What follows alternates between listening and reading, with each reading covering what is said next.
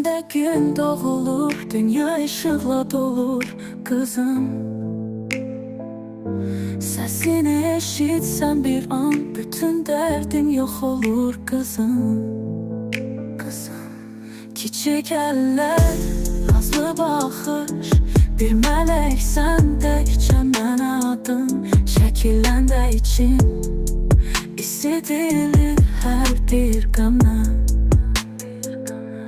Ayağınla yazdın yeri, sözsüz dedin en derin sir.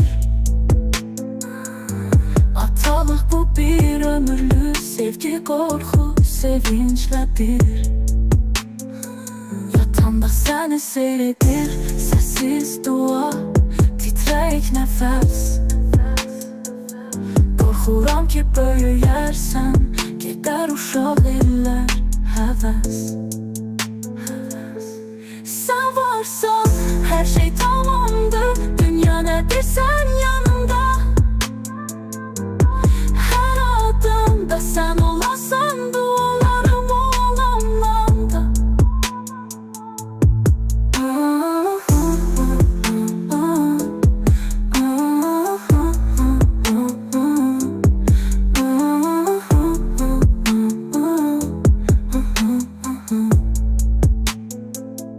Sen varsan her şey tamamdır, dünya nedir sen yanımda.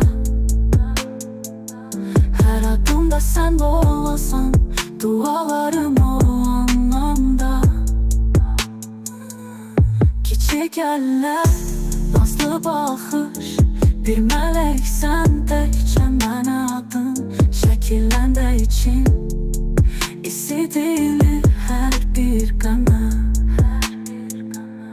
Ayağınla yazdın yeri, sözsüz dedin en derin sir.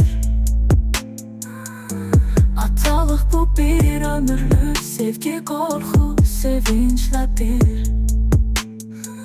Yatanda seni seyredir, sessiz dua, titrek nefes. Korkuram ki böyüyersen, gider uşaq iller